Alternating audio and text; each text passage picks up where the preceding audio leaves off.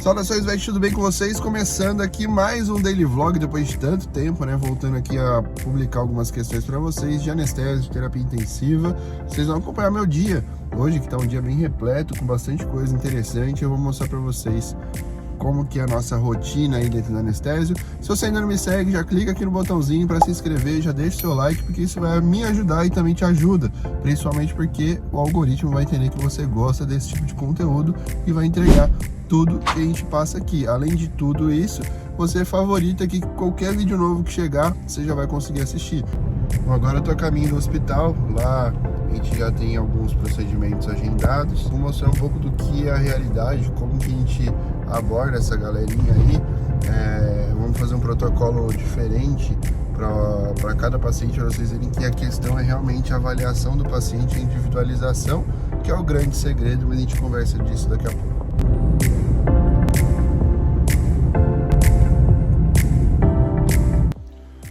Desde a última vez que vocês vieram aqui no centro cirúrgico, muita coisa mudou, tá? Então eu quero apresentar para vocês algumas das principais mudanças. Então hoje a gente tem uma estação de anestésio, que é um Fuji bem bacana para a gente poder fazer, com vaporizador calibrado. Então aqui eu consigo identificar o percentual que eu quero utilizar de ISO e faço os ajustes pelo oxigênio ou através de mistura de gases, tá?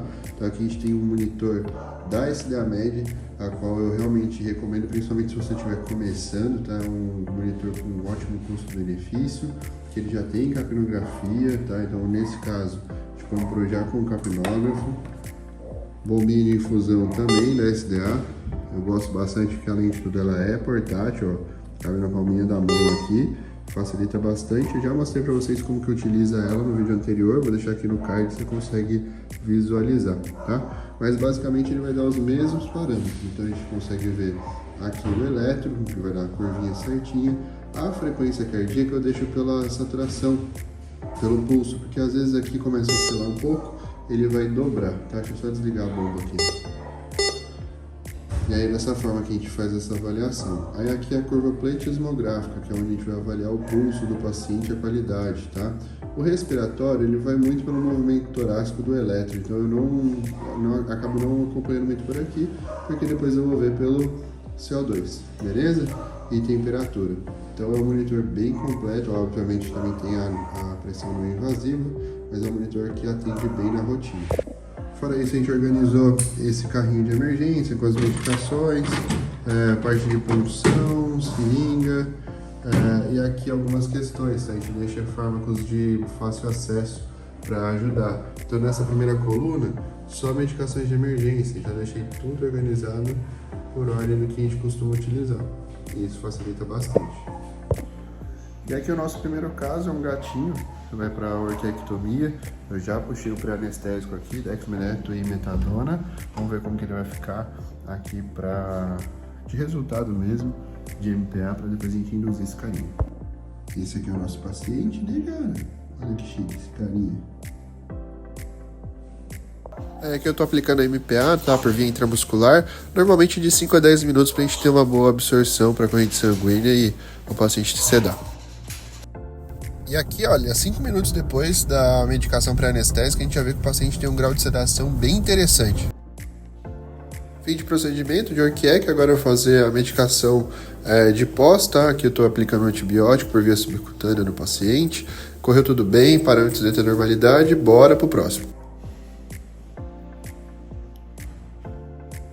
Nesse próximo paciente a gente vai refazer a retirada de um nódulo, que eu estou pegando as informações de peso e tudo mais, e aqui o hemograma completo dele, tudo certinho, tudo pronto para a cirurgia. Agora é só calcular as medicações que a gente vai utilizar, então bora lá. Então eu vou usar 5 microgramas de dexmedetomidina, vezes o peso, que é o 18.600, dividido pela concentração da dex, que é de 500, que vai dar 0,18 ml, tá? E aí eu vou associar isso com metadona, então vai ser 0,2 que eu vou fazer de metadona, vezes 18,6, dividido por 10. Então o volume total vai ser de 0,37 de metadona e 1 miligrama de ketamina. A gente só mudou a ordem, então a gente acrescentou aí, fiz primeiro a Nodulec, que vocês vão ver que é no Rottweiler, e passamos esse paciente para logo na sequência. Agora que a gente já fez o cálculo, estou puxando a dexmedetomidina, agora a metadona, e por fim a ketamina. Não consegui mostrar pra vocês a aplicação da pré-anestesia, porque esse cara aqui é um Mike Tyson, ele tava bem bravo. Então a gente fez aí, esse é o grau de sedação que a gente conseguiu. Muito bom, por sinal, porque a gente mal conseguia chegar perto desse carinha aí. Isso faz parte pra gente conseguir fazer a avaliação do paciente, tá? E aí pra gente conseguir mandar pro centro cirúrgico. Agora a gente começa os preparativos, tá? Com o paciente já, fazer a tricotomia, pra gente poder preparar, fazer indução, depois intubação orotraqueal. Então vai acompanhando a gente aí. Se você ainda não deixou seu gostei, já coloca sua curtida aí, comenta e compartilha para ajudar a gente. Com o paciente já em decúbito lateral, eu já faço o garrote e isso vai facilitar bastante para eu conseguir pegar o acesso, tá? Mas em alguns casos, tem paciente que tem uma veia um pouquinho mais chatinha, eu gosto de deixar em esfinge, isso me ajuda. Mas quando o paciente está em decúbito lateral esquerdo, não influencia tanto e acaba ficando mais fácil para eu conseguir puncionar a veia, tá? Nesse caso eu escolhi de fazer a cefálica, porque é a que a gente mais utiliza mesmo no dia a dia, mas a gente tem várias opções de acesso venoso para ser utilizado. Uma dica de ouro é caprichar bastante na antisepsia, tá? Antes de fazer a punção venosa, principalmente se o paciente também for ficar internado, e isso vai garantir ali que você evite casos de flebite. E aqui a hora de fazer a punção venosa, eu gosto de pegar bem próximo desse Y, fica muito fácil pra gente conseguir puncionar, tá? Tá vendo que aqui eu já tenho retorno no canhãozinho do meu catéter, e aí eu faço a retirada, deixo geralmente o canhãozinho de volta ali pra facilitar, e olha só, o sentido da aranha funcionou. E aí agora é só colocar o PRN e pronto, fazer a fixação do meu catéter. Uma dica para vocês pegarem, geralmente eu molho a luva com álcool, ou então pego bem na pontinha ali para não ficar grudando a minha luva, passo a primeira volta por baixo, depois a segunda volta eu já faço por cima do catéter e deixo ele bem preso um no outro, que assim eu evito a chance de perder esse catéterzinho aí ao longo, seja no procedimento ou lá na internação também, tá bom? Eu gosto de utilizar o PRN, né, que é esse dispositivo heparinizado para poder manter o acesso, e depois eu só plugo o fluido e medicações ali para ser uma via bem acessível para mim. Após a fixação, eu deixo uma gase ou micropora aí embaixo e passo o esparadrapo por cima para não ficar direto no contato da pele e não machucar, porque muitas vezes a gente vai deixar 48 horas o catéter e isso pode começar a causar uma irritação ali na pele do paciente. Na hora de entubar, você pode entubar em decúbito lateral se você estiver sozinho, ou até mesmo em external, dependendo de como você posiciona o paciente.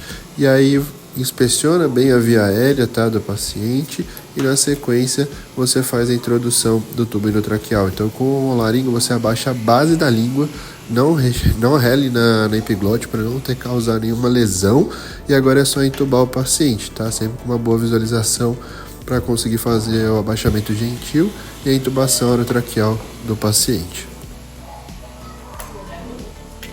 Com o paciente já entubado, agora é hora de medir a pressão que vai ser instilada no cuff para manter o cuff sempre insuflado, tá?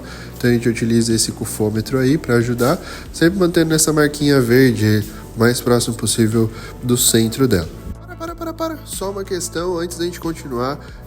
Eu vou te pedir para você só continuar agora o vídeo se você não tiver estômago fraco, algo assim, porque vai começar imagens cirúrgicas e relacionado a nódulo, então não é algo muito agradável. Então se você tem algum tipo de sensibilidade, não avance no vídeo. Continuando. Então aqui o nosso enfermeiro já está fazendo a tricotomia da área cirúrgica, uma área bem complicada de mexer, né? Até para eu conseguir fazer uma boa sutura. Estava sendo avaliado se seria feito um flap ou se já daria para fazer o fechamento adequado. Mas enfim, enquanto isso ele vai fazendo a tricotomia ampla e eu já vou selecionando aqui o tipo de fluido que eu vou fazer. O cálculo eu já tinha feito o quanto que ele ia ser instituído para ele de reposição. E aqui é só dar o início então, finalmente, na nossa fluidoterapia.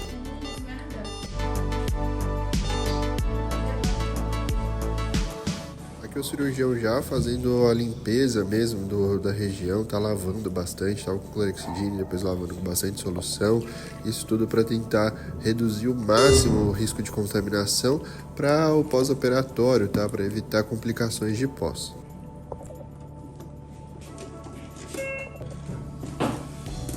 Solta esse cabelo. Com o auxílio do eletrocautério, vem fazendo uma boa retirada ali, né, com esse bisturi elétrico, e aí fez a retirada completa aí da maçaroca que estava no paciente. Um momento de lindeza do Williams. Continuando a monitoração do paciente de forma contínua, visualizando a taxa que está sendo infundida. Aqui a CAM, você pode ver que com a boa analgesia que foi feita era uma CAM bem baixa de 1%. Aqui já no finalzinho já tinha zerado o ISO, agora estava fazendo o desmame do oxigênio para começar a acordar o paciente, tá? Então aqui ainda sem reflexo, passando para o momento que já tem reflexo, pronto para fazer a extubação. Agora esse rapazinho vai ser conduzido para a orquiectomia, a gente vai fazer então a retirada do testículo desse paciente, tá? E aqui eu vou mostrar para vocês de forma rápida o bloqueio testicular, como o que eu faço. Normalmente eu utilizo um campo, né, para a gente conseguir visualizar, mas aqui vai ficar mais fácil de mostrar para vocês, então por esse motivo não tem o pano cirúrgico aí por cima. Então, após uma tricotomia, uma boa antisepsia, agora é hora de fazer o bloqueio, tá? Para esse paciente eu utilizei lidocaína para fazer o bloqueio em ambos os testículos. Separei esse bloqueio em várias partes, tá? Tanto para a gente fazer o bloqueio testicular, quanto o epididymário e também no local de incisão. Então a gente faz aqui a instilação do que foi calculado para o paciente no testículo direito, depois eu já faço a mesma questão para o testículo esquerdo, sempre lembrar de, a hora que for instilar, fazer a aspiração inicialmente, tá? Agora na região do epidídimo aqui, a gente vai fazer também o bloqueio, mais uma vez fazendo então a aspiração e instilação, tá? Do anestésico local, a mesma coisa para o lado esquerdo. E por último, eu vou fazer na linha de incisão, que é o que vocês vão notar logo na sequência.